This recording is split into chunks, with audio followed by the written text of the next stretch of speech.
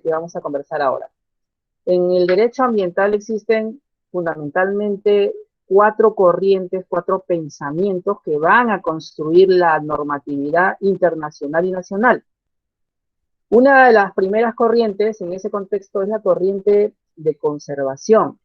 Algunos le llaman el culto a lo silvestre o los conservacionistas, que empiezan a ver la naturaleza a principios del siglo XX como algo que deberíamos conservar porque tiene una belleza escénica, porque tiene una diversidad biológica importante y hay que conservarla, ¿no? Con un fin básicamente ético, además de quizás en el futuro utilitarista, porque podrían de allí, de esos bosques, de esos animales, obtenerse un fármaco, un cosmético, algo que pueda ser beneficioso para la sociedad. Junto con estos movimientos aparece también el movimiento de aquellos que buscan la ecoeficiencia, o sea, aquellos que buscan desarrollar la industria, desarrollar las fábricas, desarrollar la economía, pero salvaguardando la calidad del ambiente. A ellos se les llamó el evangelio del ecofisientismo porque no están pensando en la naturaleza como algo estético, como algo que éticamente se debe conservar, como una obligación de la sociedad sino que hay que desarrollar la economía y en el proceso hay que respetar hasta donde se pueda la naturaleza, pero si hay que sacrificarlo un poco, se le va a sacrificar porque primero están los fines económicos que se persigue con determinada actividad, por ejemplo, la pesquera, la forestal, la hidrocarburífera, etc. Entonces ahí tenemos las dos vertientes bajo las cuales se van a hacer, el primer caso, cultura silvestre, las primeras áreas naturales protegidas. El Parque Nacional Yellowstone de los Estados Unidos es el primer parque nacional del mundo y es intangible y ahí se conserva toda la diversidad. El único problemita que hubo es que como se nombró parque, votaron, desalojaron, erradicaron a los indígenas que vivían ahí, porque claro, lo que se estaba mirando era la naturaleza, no al indígena. Entonces se conservaba. Y por otra parte, el ecoeficientismo ya hacia mitad del siglo pasado va buscando desarrollar una industria que maneje mejor los residuos sólidos, los residuos tóxicos que pueden generar problemas a la salud. Entonces, de este evangelio de lo eficiente podemos encontrar las normas de los estudios de impacto ambiental, las normas de límites máximos permisibles, de estándares de calidad ambiental, etc. Frente a ellos aparecen otras corrientes en paralelo. Estas corrientes aparecen aquí al costado. Ya no hay nadie todavía.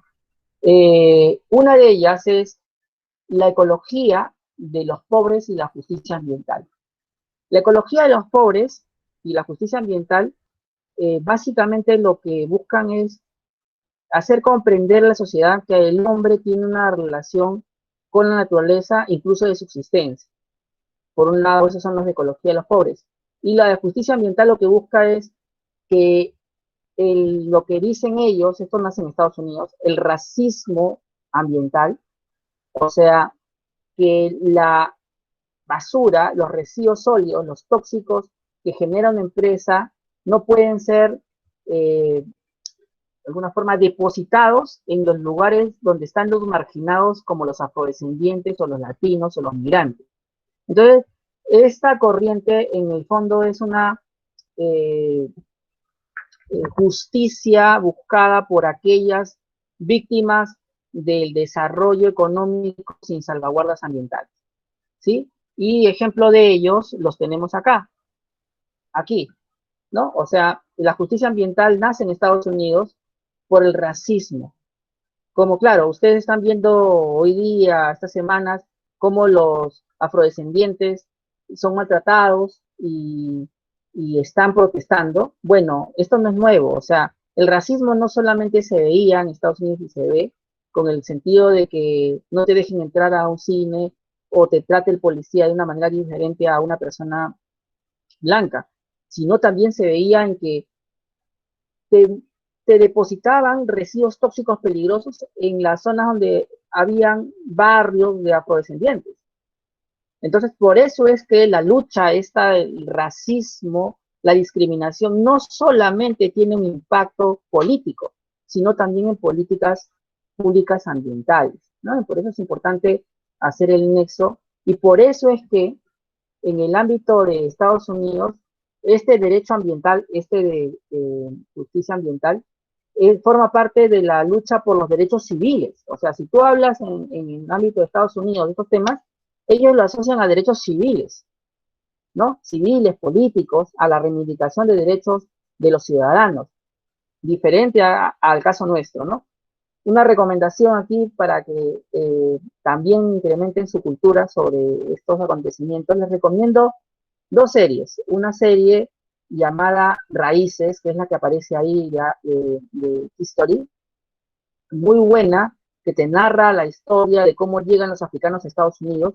Es una especie de documental, ficción, importante que lo vean. Y la otra serie, para aquellos que no les gustan los documentales y quieran entender lo que pasa en Estados Unidos y cómo se maneja, pueden ver la serie Watchmen, que está allí, que es una serie de ficción donde tratan lo mismo. O sea, otra vez, un hecho, la discriminación racial, dos interpretaciones, la del documental que llega a lo verosímil, y la ficción que también te interpreta la realidad de cómo es el racismo en Estados Unidos.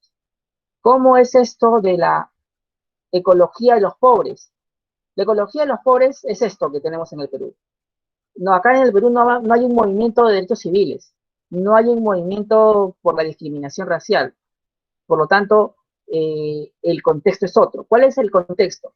El contexto es las poblaciones que viven en zonas rurales, en zonas donde se desarrollan los productos extractivos, cómo se resisten al proyecto porque les afecta la calidad de vida, les afecta derechos ancestrales, les afecta el derecho al agua, les afecta su forma de entender el mundo, ¿no? Y acá hay el ejemplo más emblemático que recordarán ustedes, el 5 de junio del 2009. Creo que a ninguno de ustedes se le ocurría morir en una carretera por un pedazo de tierra, ¿no? O sea, querrá mucho usted su casa, pero su vida no la va a dar. Pero sin embargo, acá hubieron algunas personas que perdieron la vida o que fueron heridos gravemente y otros que fallecieron, que eran de las fuerzas del orden. Entonces, estos conflictos es imposible que sean en Estados Unidos porque en Estados Unidos lo que se lucha es por derechos. Aquí se lucha por una defensa a derechos que están vinculados a los recursos naturales. En Estados Unidos se lucha por libertades civiles, libertades políticas. Aquí se lucha por la forma de subsistir a partir del aprovechamiento de recursos naturales o a partir de que no me afecte una actividad que está llegando y no respeta. Otros ejemplos de este enfoque de ecología de los pobres lo tienes en Moquegüazo, en Conga, en Tía María y en Las Bambas, ¿sí? Y ustedes se preguntarán, ¿y para qué me sirve, profesor, estos enfoques, estos movimientos a qué han dado lugar? Bueno, este movimiento que está aquí de justicia ambiental y residuos sólidos son justamente los que han marcado la agenda de dónde deberían ir los residuos sólidos lo más alejados de las ciudades, y hoy día marcan la agenda de este tratado de Escazú, que tiene que ver con participación ciudadana. Entonces, estos movimientos marcan una agenda, ¿no? Participación ciudadana, derechos civiles vinculados con temas ambientales. Y estos movimientos de aquí también marcan una agenda, porque el caso Conga, por ejemplo, y el caso Tía María, fue el origen a la creación del SENACE, como lo vamos a ver. Sin Conga ni Tía María no hubiera nacido el SENACE. Sin estos conflictos tampoco hubiera nacido el OEF, porque justamente por la conflictividad social y las denuncias ambientales que podrían ser fundadas o no fundadas, ser una percepción o ser una cuestión probada, porque podemos otra vez decir, es un hecho y pueden haber interpretaciones, lo sé, pero el asunto era objetivo. Necesitamos una autoridad ambiental que apruebe estudios de impacto ambiental de manera imparcial, sí. Necesitamos un organismo de fiscalización ambiental que vea si cumple las empresas sobre los ambientales, sí. Más allá si la protesta tenía razón o no tenía razón, si el gobierno era el que tenía, no. Entonces, por eso es interesante estos enfoques de hermenéuticos, porque te permiten que más allá estar de acuerdo con las banderas ambientales, económicas, gubernamentales, está el hecho que finalmente se tradujeron en normas, ¿no? Aquí vamos hacia el final. Entonces ya tenemos aquí 3 de las corrientes explicadas. Ahora hay otra corriente que, aunque usted no lo crea, existe, que es el antiecologismo. Y si usted quiere un ejemplo así palmario de hoy día del antiecologismo, lo tiene el presidente de Estados Unidos. Él no cree en el cambio climático. Él piensa que es una invención, y así como él, muchos piensan que el cambio climático en realidad es un hecho natural, que los seres humanos no tendríamos por qué hacer un tema de cambio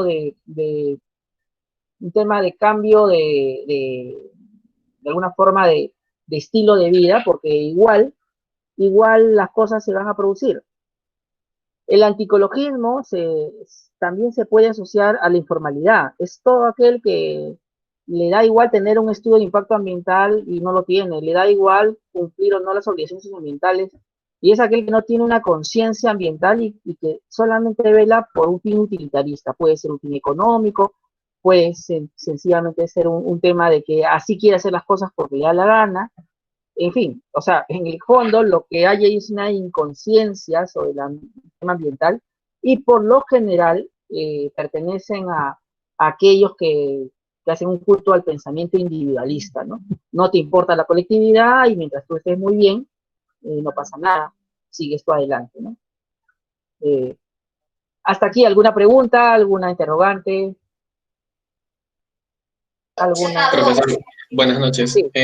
Yo quisiera saber si es que esas líneas de pensamiento que usted plantea se basan más en los países del sur, porque hay autores que establecen otras líneas de pensamiento para países del norte. De hecho, más lo dividen en tecnócratas y ecologistas. Entiendo yo que esta línea de pensamiento está enfocado más que nada al Perú, ¿cierto? Efectivamente, y esa es una buena intervención, porque ahora les voy a compartir un boletín de nuestra última alumna de intercambio de Francia, y le pedí que hiciera un ejercicio. Le dije, a ver, cuéntame qué pasa en la agenda ambiental de Francia. Y la agenda ambiental de Francia está enfocada en cambio climático, por ejemplo, ¿no? Y en la reinserción de las actividades, prescindiendo de estudios de impacto ambiental y algunas otras licencias. Entonces, es verdad lo que planteas, porque la agenda del norte y la agenda de Europa y la agenda de China es diferente, distinta. Entonces, incluso cuando tú vas a España o a Francia y tú le dices los problemas que hay en el Perú, ellos te ven como alguien extraño, particular, porque lo que pasa en el Perú no pasa en otros países. Es un país, toda la región andina, no solamente Perú, sino Bolivia, Ecuador, Colombia, hasta Chile, Brasil también podríamos incluir, con una realidad social que hace pues que las líneas de pensamiento de ecología y de derecho ambiental sean diferentes completamente a las del norte. La agenda del norte básicamente está sobre energías renovables, cómo pasamos de autos a gasolina, petróleo, a eléctricos, a cómo cumplimos las medidas de cambio climático, entre otras cosas, ¿no? Y el tema y allá está mucho más desarrollado en los derechos de los animales. O sea, yo aquí no me podría dar una clase de derechos de los animales porque ustedes me verían raro, porque dicen, doctor, ¿qué estamos hablando? Primero, somos los seres humanos que no podemos sobrevivir con el ambiente como lo tenemos, degradado. Entonces, es interesante lo que planteas como interrogante, porque te ayuda a darle la razón a Gadamer. O sea, el contexto te da una interpretación, y desde el norte probablemente, desde los libros del norte no se podría entender el sur, como desde los libros del sur no se podría entender el norte. Contextos diferentes. A esto se llama, a lo que tú has mencionado, a veces algunos autores toman el código italiano para interpretar la realidad del Perú, pensando que se pueden trasladar completamente, una falta de pensamiento de colonizador. O sea, quiere decir que tenemos que, desde nuestro contexto nacional, interpretar las figuras externas, hacerlas dialogar con nuestras necesidades y tratar de adecuarlas a estas, ¿no? Y a veces no van a encajar, a veces ni siquiera nos van a servir. Entonces hay que de alguna forma manejar dos discursos, podemos tener conciencia de que hay un discurso desde el norte, desde Europa, desde la India, desde China, desde África y el nuestro, y hacerlos dialogar. Por eso se habla de interculturalidad. Interculturalidad no tiene que ver solamente con lo indígena, tiene que ver con las culturas que existen en materia de pensamiento, y la de pensamiento de Sudamérica, de esta parte del mundo, es un pensamiento muy particular, que no se puede, por eso les decía, o sea, los derechos civiles que se discuten en Estados Unidos no es lo mismo que discutimos aquí en Conga, ¿no? O sea, ni se les pasa por la mente hablar de derechos civiles, ¿no? Entonces es una buena este, eh, pregunta que has hecho porque permite hacer esta diferenciación. Lo que no quiere decir que no nos sirvan esos otros libros de otros países, nos sirven para poder contrastar y algunas cosas sí son comunes. Por ejemplo, la línea de cambio climático, creo que en todas las partes del mundo estamos de acuerdo. Las líneas de cambio de energía a energía renovable estamos de acuerdo. En otros contextos, otros temas no lo estamos. Por ejemplo, en el norte ni en Europa se habla de la naturaleza como un bien sagrado. Esta es una corriente que pertenece mucho más a las zonas de Bolivia, de Ecuador, de Chile, de Perú, porque hay un movimiento de pensamiento indígena que está muy fuertemente influenciando en la construcción de las normas, como por ejemplo la constitución ecuatoriana, la constitución boliviana, tienen en su constitución los derechos de la naturaleza. O sea, para que vean cómo las corrientes se traducen en normas, y no solo en normas, en constitución, ¿no? Por otro lado, hay un pensamiento allí también muy fuerte de considerar la naturaleza como recurso natural. Este es el pensamiento occidental. Esto lo plantean en el norte, en Europa, y se traduce en que las constituciones traten a la naturaleza como un objeto, como un recurso natural. Este es el caso de Perú. Entonces, Perú es un caso particular porque, no obstante teniendo la cuarta parte de población indígena, su constitución no recepciona su forma de pensamiento y recepciona la forma de pensamiento de Occidente y dice la naturaleza es un recurso natural.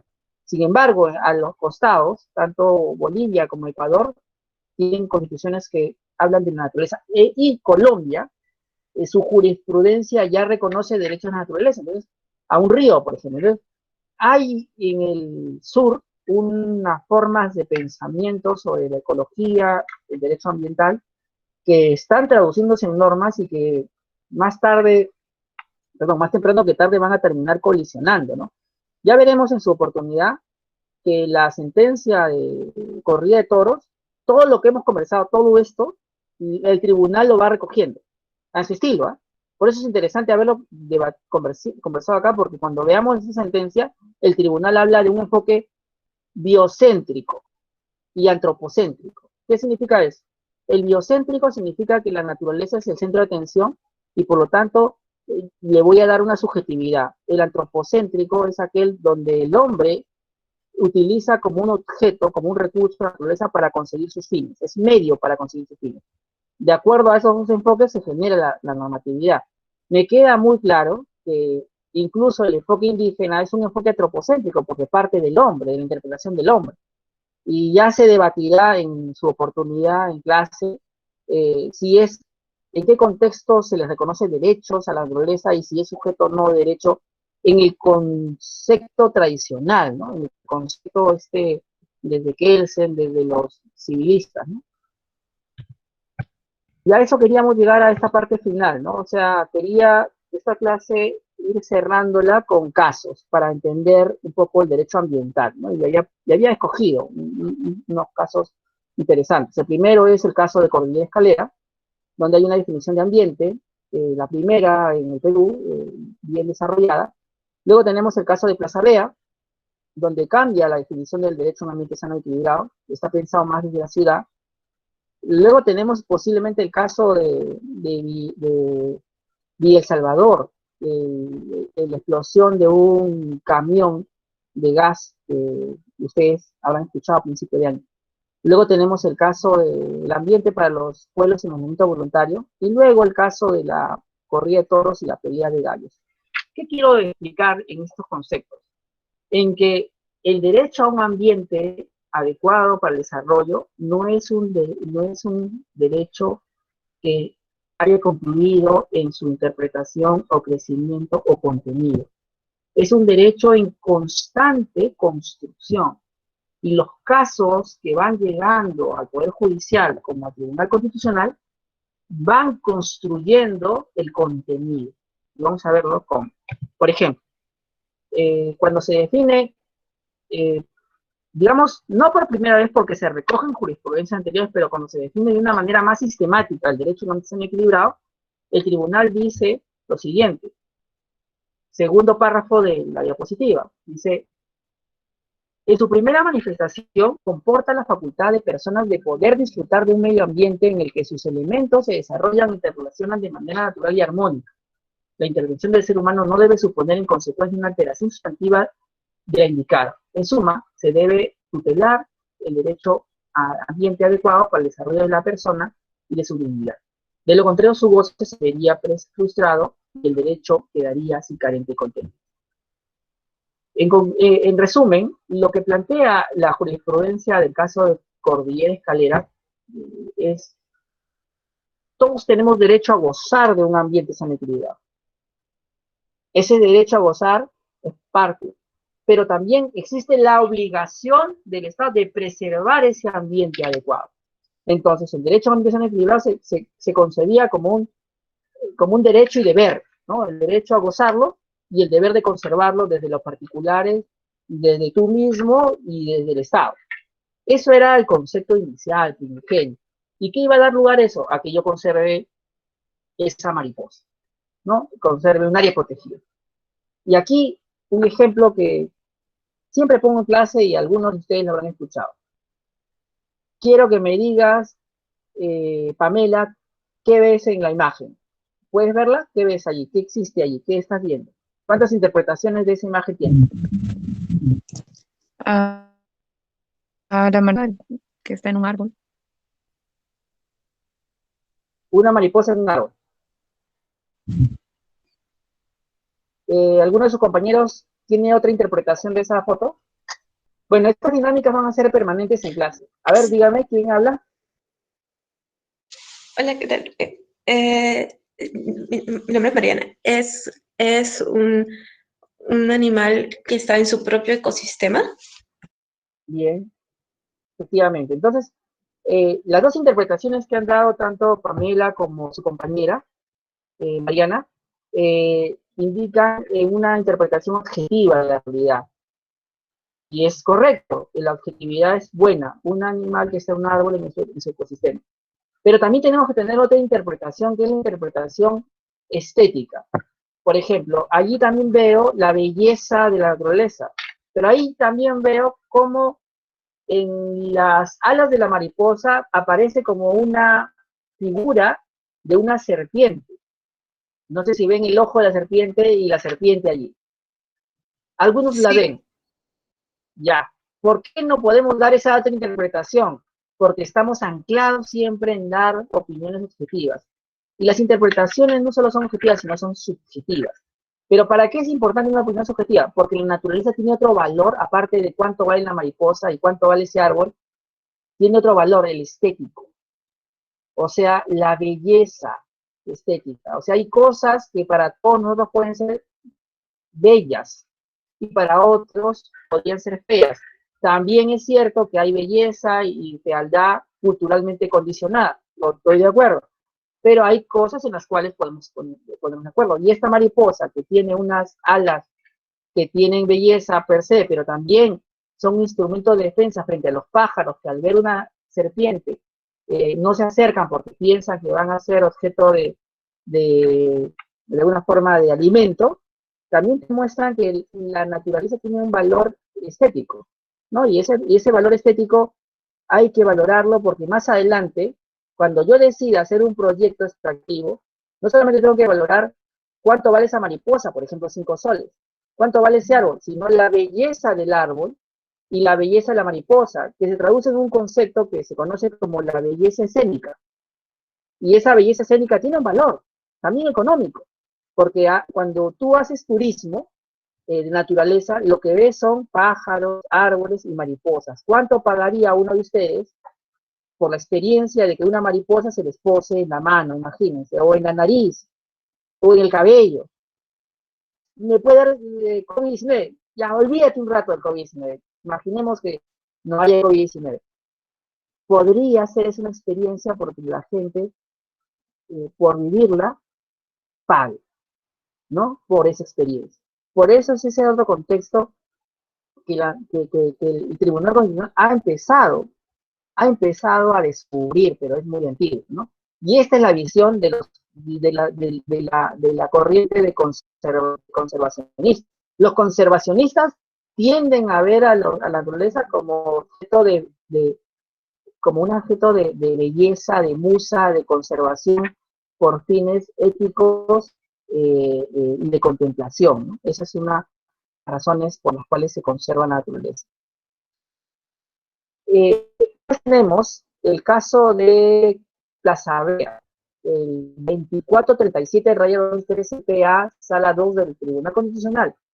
Miren, vamos a pasar de un parque, de un área de conservación regional que se llama Cordillera Escalera, y de esa hermosa imagen, a dos personas con sus perros, que son sus lazarillos, y ellos son personas invidentes. ¿Eso qué tiene que ver con el ambiente? Me imagino, se pregunta. ¿Alguno me podría dar razón de eso? A ver, su compañero que intervino y que dijo lo del norte, ¿puede ser? Profesor, los Sí. animales son parte del mundo natural y su, bueno, no sé, o sea, por ahí le doy el nexo con el medio ambiente. Esto Claro, ¿me parece? Sí, puede ser porque es parte del medio construido, el espacio donde se desenvuelven las personas invidentes. Es excelente. decir, Y vean ok, cómo... Sí, sigue. claro, o Termina tu sea, idea. entiendo yo que ambiente también tiene que ver con lo urbano, no solamente con lo natural. Y es por ello que tiene que ver cómo se configura ello para ver si se está protegiendo el medio construido de las personas. Excelente. El ambiente Excelente adecuado. por el ambiente adecuado. Entonces, en este momento hay dos interpretaciones de un hecho. Una interpretación, la que ha dado su compañero el último, es justamente la del Tribunal Constitucional. Pero la que dio su compañero también es válida y el tribunal también pudo desarrollarlo. Vamos a empezar por la primera, que es la que no dio el tribunal. O sea, cuando Plaza Vea impedía a las personas invidentes ingresar con sus mascotas y que las dejen afuera, podríamos considerar que es un acto de crueldad con el animal porque se separaba de la persona con la que está, lo va a dejar en una zona donde puede tener estrés producto de la bulla, de repente puede pasarle algo y hay un sufrimiento, ¿no?, del animal. Entonces, podría el tribunal haber dicho, también los animales tienen derecho a que en determinadas condiciones se les permita usar determinados ambientes por una necesidad pública, por ejemplo, que conduzcan al invidente por la zona donde va comprado aquí cosas, pudo ser una interpretación válida, ¿no?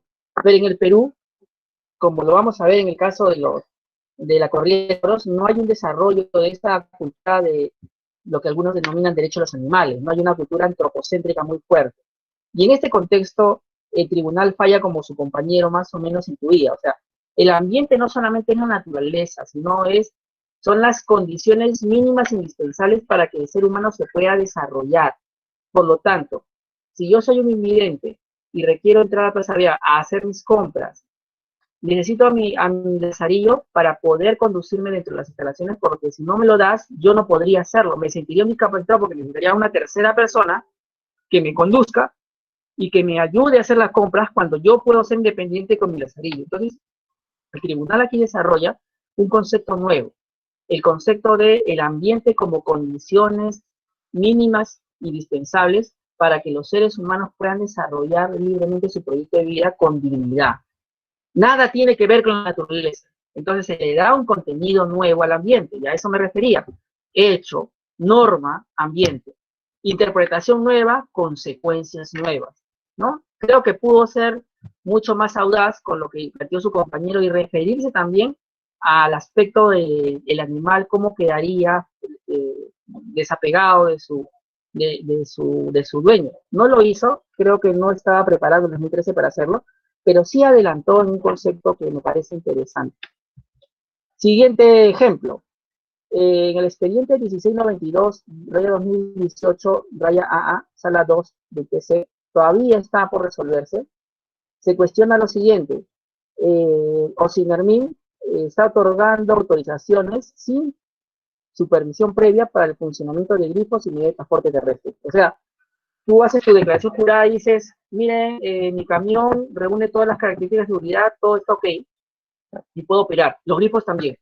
Y yo, por control posterior, voy a ver si efectivamente es eso así. Hace el 2011, 9 años, se interpuso una acción de amparo cuestionando esto, cómo es posible que se aplique un silencio aquí, o sea, una presunción de veracidad cuando el ambiente está en riesgo, y no se escuchó, y finalmente lo que ocurrió fue la muerte de 30 personas en el ámbito de Villa El Salvador, ¿no? Acá están 31 personas y allí les pongo los nombres. No hay que olvidar a esas personas porque con el COVID están peor muchas de esas familias y no cuento los heridos. Y aquí, ¿cuál es el enfoque? El derecho a un ambiente se vincula también a la vida humana y a la salud, porque si no tengo las condiciones mínimas para garantizar la vida y salud, como acá en este caso señaló un falla, no dar garantías para que el transporte sea seguro, generé muerte y afectaciones a la salud. Eso también es ambiente, claro, dentro de la ciudad. Otra vez estamos dando un contenido diferente al que normalmente se escucha en la jurisprudencia o en las propias normas que ustedes pueden revisar.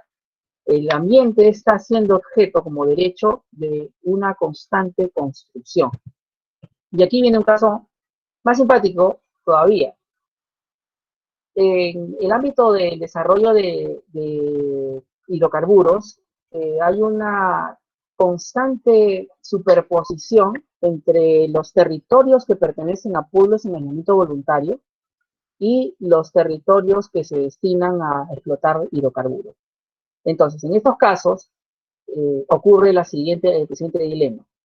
¿Qué es lo que debo permitir? ¿El desarrollo de la actividad petrolera o la supervivencia de las poblaciones indígenas?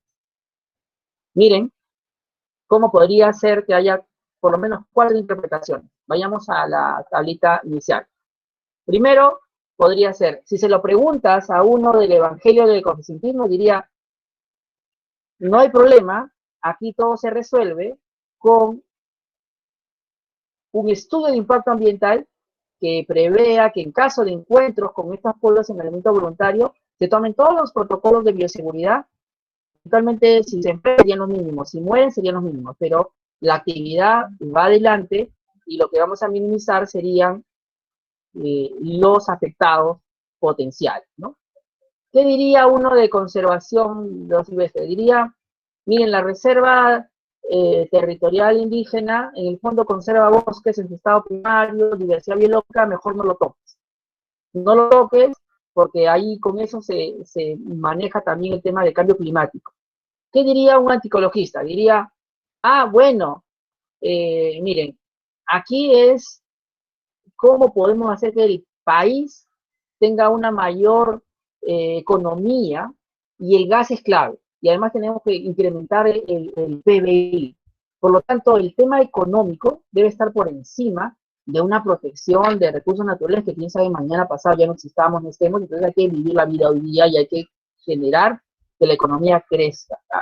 El costo finalmente lo va a valer porque vamos a tener mejor infraestructura, mejores servicios y en el fondo no les importa mucho la conservación de la naturaleza y menos los derechos indígenas que pueden ser implicados.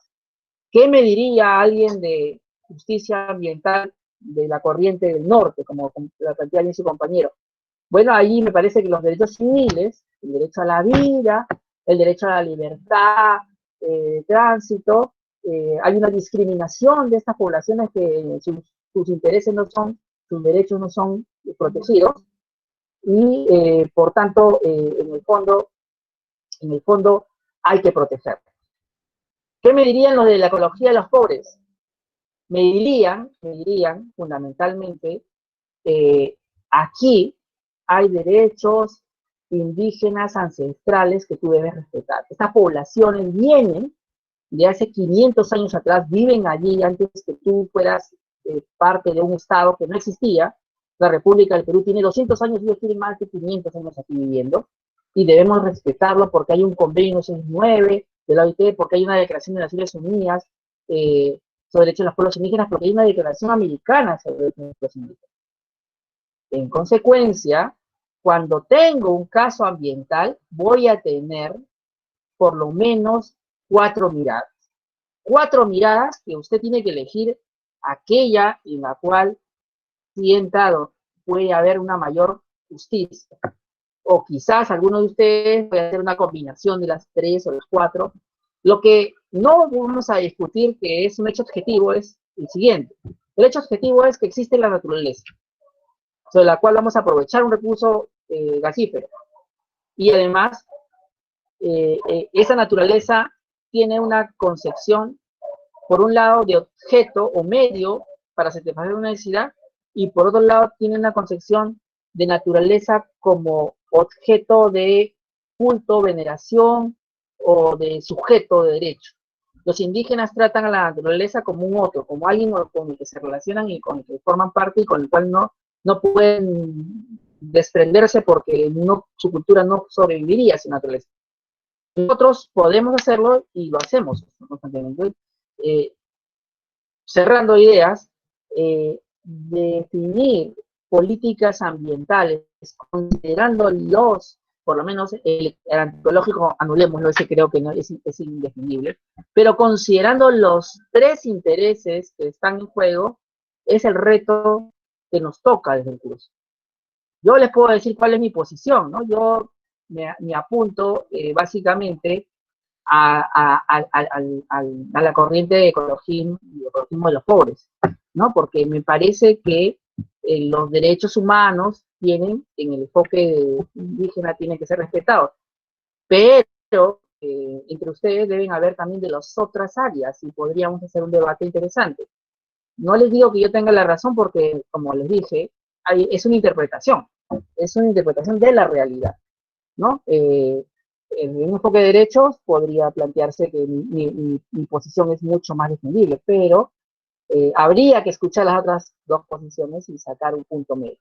Esto es lo que tiene que ser el Tribunal Constitucional en el debate que existe hoy día entre el desarrollo de actividades extractivas en reservas indígenas donde viven pueblos en aislamiento voluntario que si tienen contacto con nosotros pueden encontrar enfermedades que pueden ser mortales, y el desarrollo de actividades económicas que van a dar grandes beneficios al Perú, ¿no? Entonces aquí mi principio de protección, acá pongo en la balanza. En mi caso, vamos a plantearles otra cosa que yo les pido a ustedes es que tomen posición. O sea, uno no puede decir todas las posiciones y no tomar una posición. Hay que elegir. Si no tomas una posición, no puedes hacer una opinión. No puedes concluir nada. Elegida, esta, que es la de la postura bajo la cual tengo que privilegiar la vida de las personas que están allí, y que el aprovechamiento de recursos naturales de la necesidad pública tiene que armonizarse. Y la expulsión de esos territorios, de esa explotación, puede ser otra técnica. Por ejemplo, el punto intermedio sería que yo fusione lo eficiente con el enfoque de derechos, que diría, no vamos a excluir esta zona donde están los aislados, sino vamos a utilizar una técnica novedosa de aprovechamiento de gas que sería por subsuelo, o sea, utilizar la perforación del subsuelo hasta llegar a donde está el gas en esta zona sin intervenir la superficie. ¿Es posible? Sí, es posible. ¿Cuál es el problema? Los costos. Ah, bueno, es un tema, o sea, que se puede hacer sin afectarlos, es posible. pero ¿me va a salir más caro? Sí. ¿Y quiero gastar más? No. Bueno, eso es otro tema. Pero que se puede hacer, podríamos conciliar lo coeficiente con el enfoque de derechos, sí. ¿Podría ser viable económicamente? Es otra pregunta diferente. Probablemente para aquellos que hagan el cálculo dirían, mi margen de ganancia va a ser menos, no me conviene, prefiero hacerlo sobre la superficie donde el gasto es menor. Ese tipo de discusiones se dan en el ámbito de políticas públicas. Y algunas veces, como en este caso, en la ley 28736, artículo 5, finalmente hace prevalecer el enfoque de lo ecoeficiente. También diría, bueno, vamos a ponerle enfoque ecoeficiente, ¿por qué? Porque no defiende los derechos de los pueblos indígenas al permitir que ingresen a los territorios ancestrales, tampoco conserva la naturaleza por encima de aprovechamiento de recursos no renovables, considera la naturaleza como un recurso y al final lo que dice es, si ingreso, voy a hacerlo con los máximos cuidados para proteger el ambiente y proteger a los aislados, pero va a haber un costo, ¿no? Y acá siempre suelo poner una figura que me gusta mucho, que ya apela a ustedes a su imaginación, pero hay una escena en una película de los Vengadores donde pregunta a un personaje a otro, ¿a qué costo, no? Efectivamente, esta norma, el artículo 5 de la ley 28736, tiene un costo. El costo es que va a haber menor protección a los derechos de los pueblos en el ámbito voluntario y el ambiente por el aprovechamiento de recursos naturales. Ese es el costo, ¿no? Y ya veremos cuando el caso en específico, cómo es que eso ocurre. Hasta aquí alguna pregunta, alguna reflexión, alguna opinión que me puedan dar también diferente a la del profesor. Es bueno escuchar siempre opiniones distintas. Profe, yo creo que, o sea, así como nos dice que debemos de tener una posición que es común, o sea, creo que o sea, la posición que más se puede como que abarcar comúnmente por las personas preocupadas por el medio ambiente, tal vez por varios compañeros de la cátedra, es que se junte una mirada conservacionista con también a la par con la de disculpe, ¿cuál era? Del ecoeficientismo, porque como que se complementan a nuestra realidad. Efectivamente. Eso.